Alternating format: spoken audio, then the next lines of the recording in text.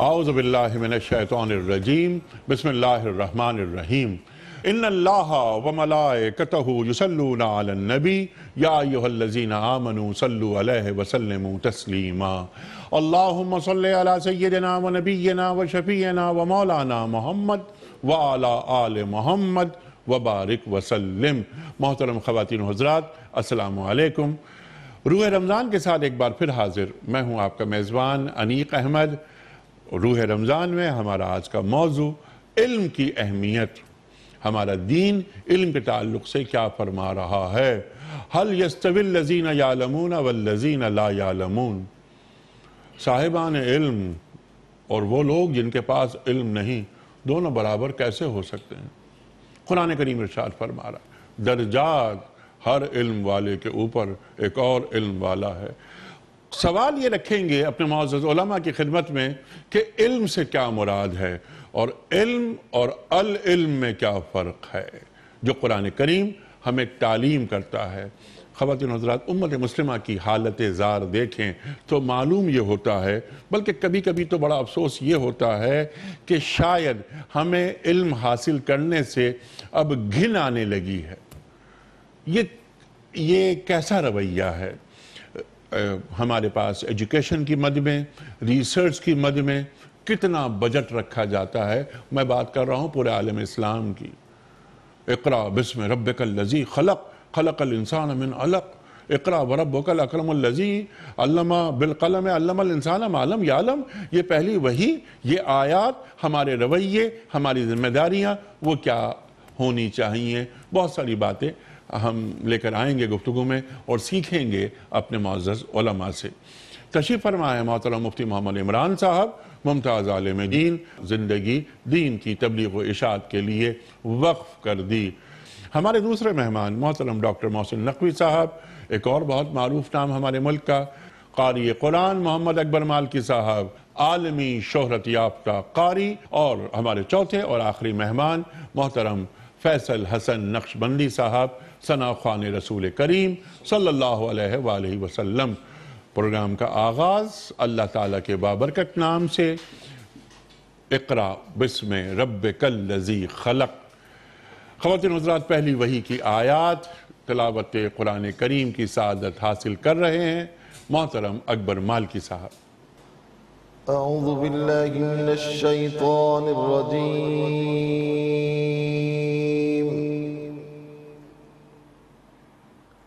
بسم اللہ الرحمن الرحیم،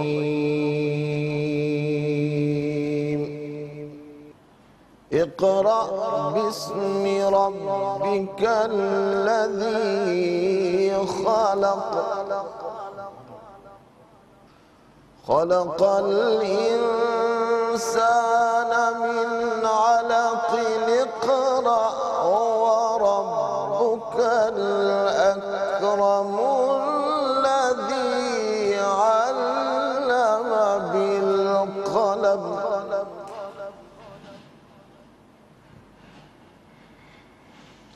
علم الانسان ما لم يعلم، اقرأ باسم ربك الذي خلق، خلق الإنسان من علق، اقرأ وربك الأكرم الذي علم بالقلم، علم الإنسان ما لم يعلم، اقرأ وربك الأكرم الذي علم بالقلم، علم الإنسان ما لم يعلم، صدق اللہ العظیم۔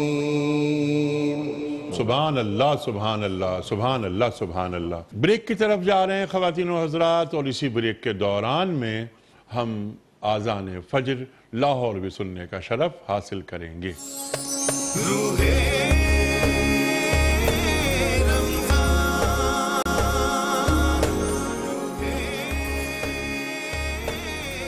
ویلکم بیک خواتین و حضرات، روح رمضان میں ایک بار پھر خوش آمدید۔ تشریف فرما ہے مفتی محمد عمران صاحب، محترم ڈاکٹر محسن نقوی صاحب، محترم اکبر مالکی صاحب قاری قرآن، اور تشریف فرما ہے محترم فیصل حسن نقشبندی صاحب۔ وقت ہے نعت رسول مقبول صلی اللہ علیہ وآلہ وسلم کی سماعتوں کا۔ اللہم صلی علی سیدنا محمد وعلی آلہ وصحبہ وسلم۔ اللہم صلی علی سیدنا محمد وعلی آلہ وصحبہ وسلم۔ ناداروں کو علم کے موتی آقا نے انمول دیے، ناداروں کو علم کے موتی آقا نے انمول دیے، ناداروں کو علم کے موتی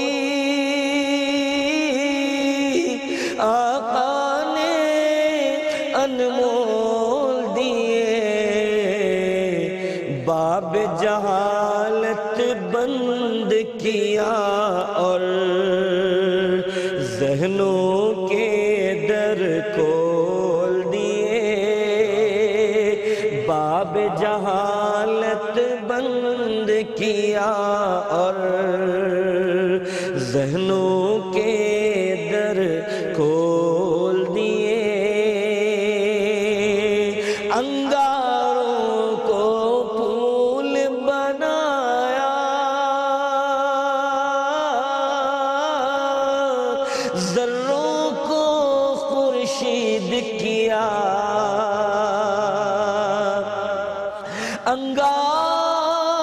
انگاروں کو پھول بنایا،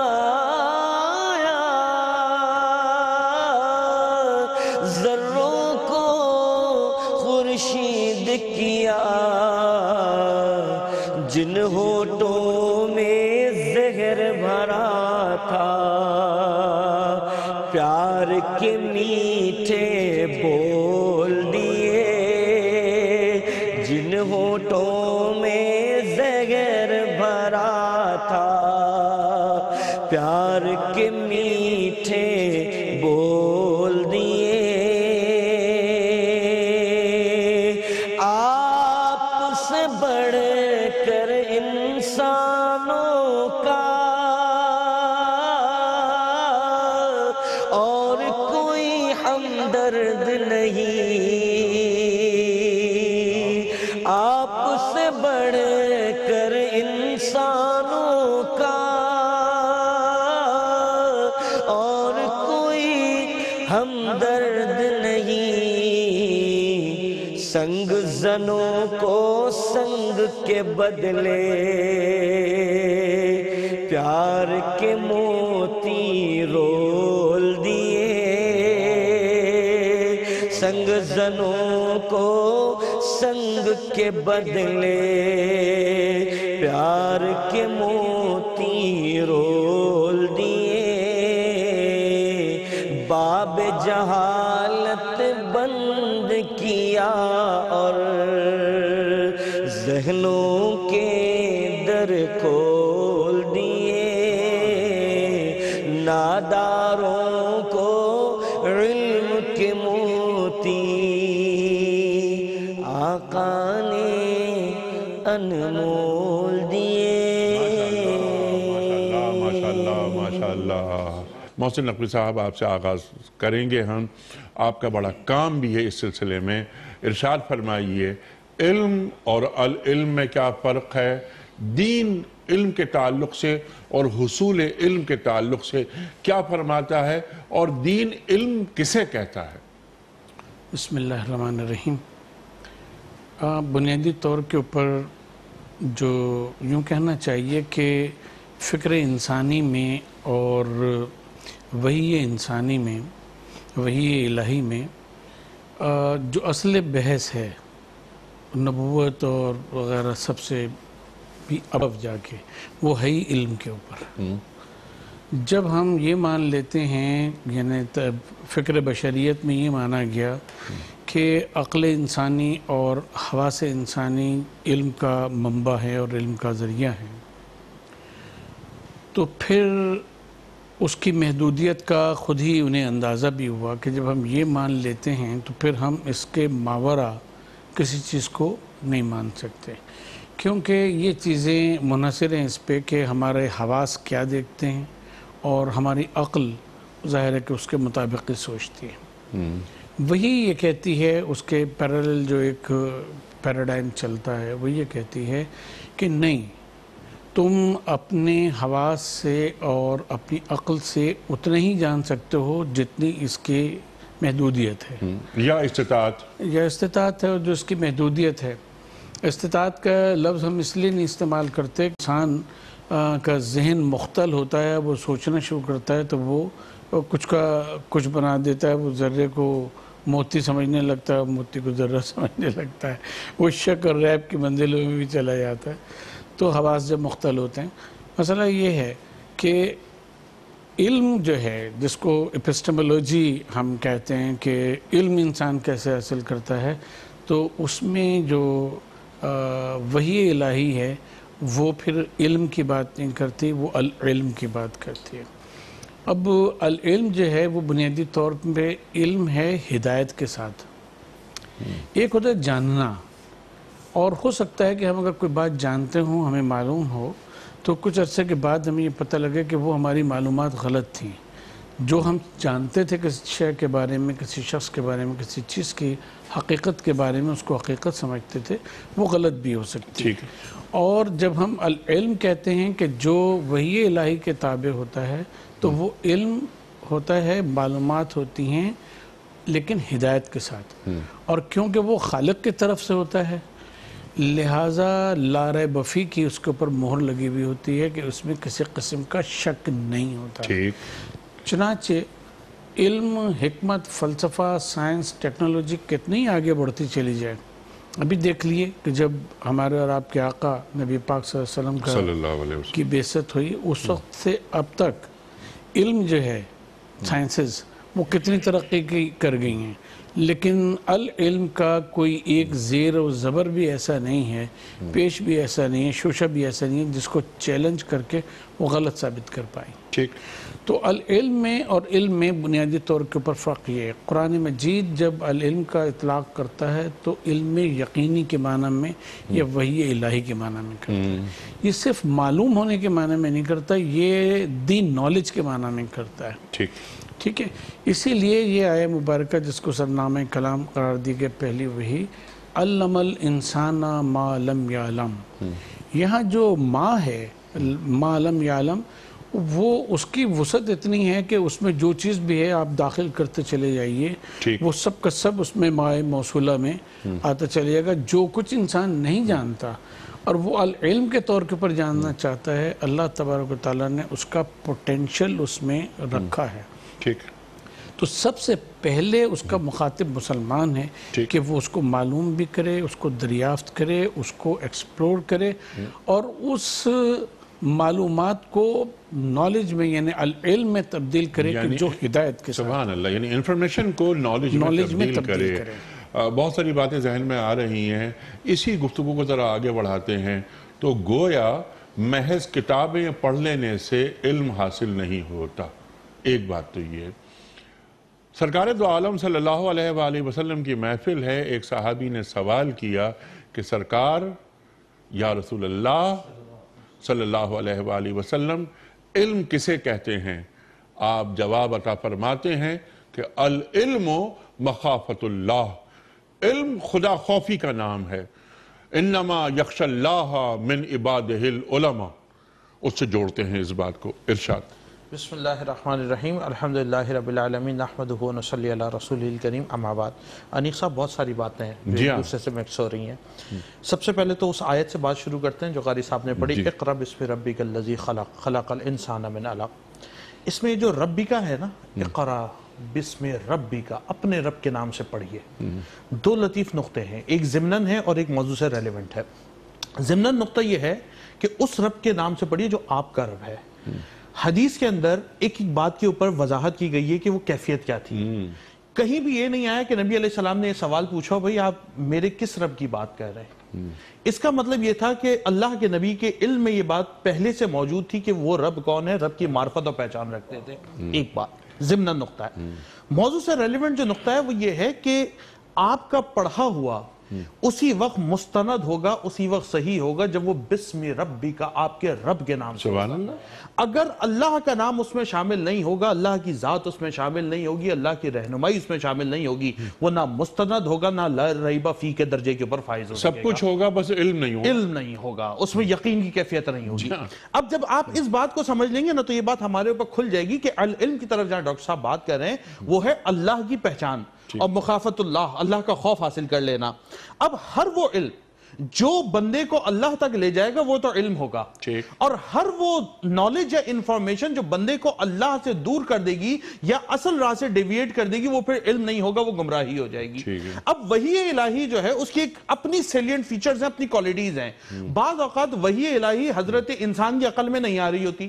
سورۃ البقرہ ہم پڑھتے ہیں، پورا آپ بقرہ کا قصہ ہمارے ذہن کے اندر موجود ہے کہ جب وہ آ کر اللہ کے نبی موسیٰ علیہ السلام سے کہتے ہیں بھئی بندہ مر گیا، ہمیں انفارمیشن دے بندہ کون ہے، تو آپ فرماتے کیا؟ گائے کو ذبح کر دو۔ اب عقلاً تو یہ بات انتہائی عجیب و غریب نظر آتی ہے کہ ہم بندے کی بات کر رہے ہیں، آپ گائے کو ذبح کرنے کی بات کر رہے ہیں۔ تو انہوں نے پوچھا اتتخذون حضوا، ہم سے مذاق کر رہے ہیں کیا؟ آپ نے فرمایا اعوذ باللہ ان اکون من الجاہلین، میں جہالت کی بات کرنے سے اللہ کی پناہ مانگتا ہوں۔ کیا پتہ لگا کہ اللہ کا نبی اللہ کی وحی کی روشنی میں یہ بات کر رہا تھا تو وہ جہالت کی بات نہیں ہو سکتی تھی۔ اور تاریخ نے یہ دیکھا، قرآن میں یہ بات موجود ہے کہ جب وہ اس کو کاٹتے ہیں اور اس گوشت کا ٹکڑا مارتے ہیں تو وہ خود مقتول کہنا شروع ہو جاتا ہے مجھے کس نے مارا۔ تو بعض اوقات جو بات ہمارے مشاہدے سے ہمیں حاصل ہوتی ہے، عقل انسانی سے حاصل ہوتی ہے، جو ڈاکٹر صاحب نے لفظ استعمال کیا وہ محدود ہوتی ہے، محدودیت کا شکار ہوتی ہے، اور جو بات من جانب اللہ آتی ہے وہ کامل اور مکمل ہوتی ہے۔ تو اگر کوئی علم کی طرف جائے گا وہ کامیاب ہو جائے گا، اور اسی کے بارے میں نبی علیہ السلام نے فرمایا کہ جس کو وہ علم حاصل ہو جائے تو نبی علیہ السلام نے فرمایا پھر اس کی حیثیت کیا ہوگی؟ فرمایا فضل العالم علی العابد کا فضلی علی ادناکم، پھر اس کی حیثیت یہ ہوگی کہ وہ ایک عبادت گزار پر ایسے ہی شان رکھنے والا ہوگا جیسے مجھ محمد کی شان تم میں سے ادنا امتی۔ سبحان اللہ، سبحان اللہ، سبحان اللہ۔ یعنی یہ عابد کے اوپر عالم کی فضیلت بیان فرما دی آپ نے، اور سرکار دو عالم صلی اللہ علیہ وآلہ وسلم کا فرمان سامنے آ گیا۔ خواتین و حضرات، علم کی حیثیت، علم کا مقام، علم کی تعریف ہمارے معزز علماء نے عطا فرمائی۔ بریک کی طرف جا رہے ہیں، واپس آئیں گے، اسی گفتگو کی روشنی میں کچھ سوالات اور رکھیں گے۔ مثال کے طور پر کہ یہ جو علم کی اہمیت جو آپ دونوں حضرات بیان فرما رہے ہیں، تو علم کا حصول فرض عین ہے یا فرض کفایہ، یہ بھی ہم سوال رکھیں گے اپنے علماء کی خدمت میں۔ ہم یہ بھی سوال رکھیں گے کہ یہاں پر تقدیس آ گئی، العلم مخافت اللہ، کیا تقدیس کے ساتھ تحقیق ممکن ہے؟ ڈاکٹر محسن نقوی صاحب ہمیں یہ بتائیں گے۔ میں نے ایک سوال یہ بھی رکھا تھا، کیا محض کتابیں پڑھ لینے سے علم حاصل ہو جاتا ہے؟ ڈاکٹر صاحب نے نالج کی بات کی تھی، نالج میں اور انفارمیشن میں کیا فرق ہے، معلومات میں اور علم میں کیا فرق ہے، یہ بھی ہم ڈاکٹر محسن نقوی صاحب سے جاننا چاہیں گے، مگر ایک بریک کے بعد۔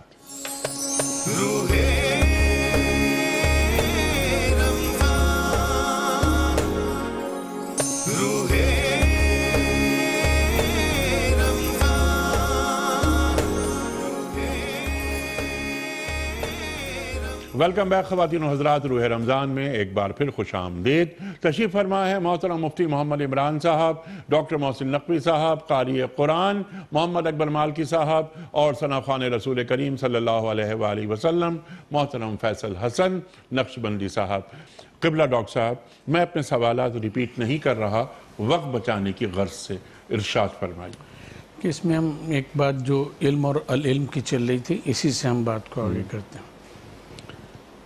یہ جو الف لام ہے نا، یہ کبھی تخصیص کے معنی پیدا کرتا ہے اور کبھی اس میں عوام کے لیے عرض کرتے ہیں کہ یہ استغراقی کامل صفاتی ہوتا ہے۔ یہ مشکل ہو گیا ذرا سا، ہاں، اس کو ہم سہل ذرا کریں۔ آسان کر دیں۔ ہاں جیسے الحمد کا ترجمہ ایک تو یہ ہے کہ حمد محض اللہ کے لیے، الحمدللہ۔ دوسرا اس کا ترجمہ اب جو آپ پڑھتے ہیں قرآن مجید میں وہ یہ ہے کہ ہر طرح کی حمد وہ منتہی ہوتی ہے اللہ تبارک و تعالیٰ کی، ٹھیک ہے نا؟ تو اب العلم کے ایک معنی تو یہ ہوگا کہ وہ علم مجموعہ علم کہ جو اللہ تبارک و تعالیٰ کی طرف سے آیا، جس کو قرآن مجید میں کہا گیا کہ تم نے اختلاف کب کیا؟ بعد ما جاءک من العلم، جب اللہ تعالیٰ کی طرف سے العلم تم پر آ گیا۔ اس سے پہلے پوری انسانیت ایک امت تھی، کان الناس امۃ واحدہ۔ ٹھیک۔ دوسرے اس العلم کے معنی یہ ہیں، یہ قرآن مجید کا حسن ہے کہ اگر ہم اس کو استغراقی معنی یعنی اس میں تمام علوم شامل ہیں تو یہاں سے ہمیں وحدت علوم کا نظریہ جو واہ واہ واہ، کہ یہ جو العلم ہے جو تمہیں دیا جا رہا ہے کہ جب تمہیں پاس العلم آ گیا جس میں ہر چیز کا علم موجود ہے، ٹھیک ہے، ہر چیز کا علم موجود ہے، تو یہ اب کتاب نہیں ہے، یہ الکتاب ہے۔ کتاب پڑھو گے وہ کسی موضوع سے متعلق ہوگی، کسی فرد کی لکھی بھی ہوگی، اس کی اپنی ذاتی معلومات مشاہدے پہ ہوگی، جو سب کے سب کوسچنیبل ہیں۔ سبحان اللہ۔ یہ ذالک الکتاب جو ہے یہ الکتاب ہے کیونکہ اس میں العلم موجود ہے۔ ٹھیک۔ علوم کی جتنے قسمیں جتنی جہتیں ہو سکتی ہیں جو اللہ تبارک و تعالیٰ نے اس کائنات میں پھیلا دی، وہ سب کے سب اس میں جمع ہیں، تو تمہیں العلم حاصل کرنا ہے الکتاب کے ذریعے۔ سبحان اللہ، العلم حاصل کرنا ہے الکتاب کے ساتھ۔ اچھا ڈاکٹر صاحب، اب ہمیں اور تعلیم یہ کر دیجئے کہ کیا اس علم کے حصول کے لیے جو آپ دونوں حضرات نے ہمیں تعلیم کیا، کسی مرشد کی ضرورت ہوتی ہے؟ اس سے پہلے ہم آپ کے ایک اور سوال کا جواب دیتے ہیں، ارشاد۔ وہ یہ ہے کہ یہ جو تفریق کی جاتی ہے کہ دینی علوم اور دنیاوی علوم الگ نہیں ہے۔ دنیا کا کوئی علم ایسا نہیں ہے کہ جو دینی علم نہیں ہے۔ جی۔ جب آپ کائنات کو دریافت کر رہے ہیں، تسخیر کر رہے ہیں، یہاں تک کہ ہم یہ کہیں گے کہ جو موچی بیٹھا ہوا اپنا کام کر رہا ہے، اس نے وہ فن حاصل کیا ہے، وہ بھی جو ہے وہ علم میں داخل ہے۔ اور صدر مملکت جو کام کر رہا ہے وہ بھی دین تعلیم کر رہا ہے۔ الذین مکناہم فی الارض اقاموا الصلاۃ وآتوا الزکاۃ۔ ارشاد۔ تو یہ ہے کہ جو شخص اپنی جگہ کے اوپر جو فن، جو سائنس، جو علم، جو فلسفہ جو حاصل کر کے اس کو اللہ تبارک و تعالیٰ کے کام میں اور دین کے اس میں لگا رہا ہے اور اللہ تعالیٰ کے لیے اس کو سیکھ رہا ہے اور اللہ تعالیٰ کے لیے اس کو گویا برت رہا ہے، وہ سب کا سب الکتاب میں بھی شامل ہے اور العلم میں بھی شامل ہے، وہ دین ہے۔ ٹھیک۔ اچھا، مسئلہ وہاں پہ پیدا ہوتا ہے جب جو آپ نے بات فرمائی، اس سے پہلے ہم مولانا نے جو حدیث فرمائی اس کی وضاحت کر دیتے ہیں تاکہ وہ والا معاملہ بھی حل ہو، کہ عابد کبھی عبادت نہیں کر رہا ہوتا، صرف پرستش کر رہا ہوتا ہے۔ اللہ اکبر۔ عبادت میں پرستش میں فرق یہ ہے کہ پرستش تو کسی بھی شے کی ہو سکتی ہے بغیر اس معرفت کے کہ یہ لائق عبادت ہے یا نہیں ہے۔ عبادت اصل میں وہی عبادت ہے کہ جو علم کے اور معرفت کے ساتھ ہوا کرتی ہے۔ کیا بات ہے۔ اس لیے اس عالم کو فضیلت دی گئی ہے عابد کے اوپر۔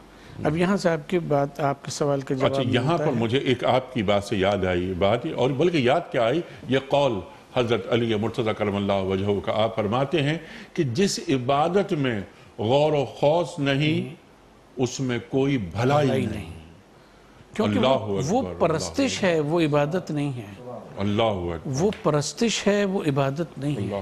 تو ہم یہ عرض کر رہے تھے کہ یہ العلم جو ہے وہ ہدایت کا بھی جامع ہے اور وحدت علوم بھی اس میں سبحان اللہ شامل ہے۔ اور جب یہ وحدت علوم حاصل ہوتی ہے تو آپ کو کائنات کے نظام میں بھی وحدت محسوس ہوتی ہے، اور اپنے درمیان بھی جو مختلف نظام ہے زندگی میں مختلف پہلو ہیں ان میں بھی آپ اس علم کے ذریعے سے ہی وحدت پیدا کر سکتے ہیں، دوسرے کسی ذریعے سے وحدت۔ اچھا ڈاکٹر صاحب یہ فرما دیجئے کہ یہ جو علم جو آپ نے، بلکہ العلم کی جو بات آپ نے فرمائی، اس علم کا حصول فرض عین ہے یا فرض کفایہ؟ یہ ہم تو بالکل فرض عین سمجھتے ہیں، اس لیے کہ اگر ہم دین کی بات کریں تو وہ فرض کفایہ ہے، لیکن جب ہم نے العلم میں دنیا کے تمام علوم شامل کر لیے کہ جو الکتاب کا بھی تقاضا ہے اور العلم کا بھی تقاضا ہے، تو ہر شخص کو جو اس کی کیپیسٹی ہے اس کے لحاظ سے جو اللہ تبارک و تعالیٰ نے اس کو صلاحیت دی ہے اس کو معلوم کرنا، اس کو دریافت کرنا، اس کو سیکھنا، اس میں مہارت حاصل کرنا ہر شخص اس پہ واجب ہے، اس پر واجب ہے۔ اور کسی مرشد کی صحبت میں بیٹھے بغیر، ان کی جوتیاں سیدھی کیے بغیر، کیا میں العلم کی سرحدوں کو چھو سکتا ہوں؟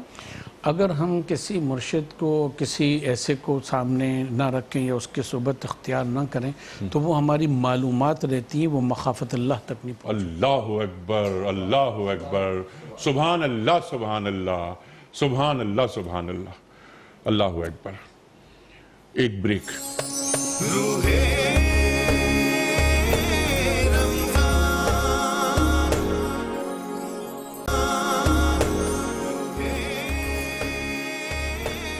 ویلکم بیک خواتین و حضرات، روح رمضان میں ایک بار پھر خوش آمدید۔ جید علماء ہمارے ساتھ تشریف فرما ہے، محترم مفتی محمد عمران صاحب، ڈاکٹر محسن نقوی صاحب، جن سے ہم سیکھ رہے ہیں۔ آج کا ہمارا موضوع ہے کہ علم کو کس طرح حاصل کیا جائے، دینی تقاضے کیا ہیں، علم کی اہمیت کیا ہے، علم اور العلم کے درمیان جو ایک فرق ہوتا ہے وہ ہمارے معزز علماء نے تعلیم فرمایا۔ بہت ساری گفتگو آئی، تعریفیں آئیں علم کی، خدا خوفی آئی، انما یخشی اللہ من عبادہ العلماء، ذکر ہوا۔ اب ذرا ہم آ جاتے ہیں ٹو ڈوز پر، کرنے کے کام۔ یہ تمام تعریفیں، یہ تمام گفتگو جو فرمائی ہمارے معزز علماء نے، ہم اس پر کتنا عمل کر رہے ہیں؟ یہ تو قرآن کریم کا پیغام ہے، بلکہ میں کہوں گا قرآن کریم کا یہ مطالبہ ہے ہم سے۔ یہ ہمیں بتائیں گے مفتی عمران صاحب، ٹو ڈوز، کرنے کے کام کیا ہیں، روڈ میپ کیسے بنتا ہے؟ ارشاد۔ دیکھیں انیق صاحب، ایک بڑی بنیادی بات ہے جو سمجھنے کی ہے، وہ بات یہ ہے کہ جو اس وقت ہم ماڈرنزم کی جس ورلڈ کے اندر رہنے ہیں نا، بلکہ اب تو یہ پوسٹ ماڈرنزم ایرا شروع ہو گیا ہے۔ ماڈرنزم ہمیں مستقل ایک بات اپیل کر رہی ہے کہ آپ جو مشاہدے سے بات کو دیکھتے ہیں اور جو ایکسپیرینس کرتے ہیں وہی علم صحیح ہے۔ اور پوسٹ ماڈرنزم نے تو بالکل ہی بیڑا غرق کر دیا، تشکیک کی طرف لے جا کے ہر چیز کو شک میں مبتلا کر دیا۔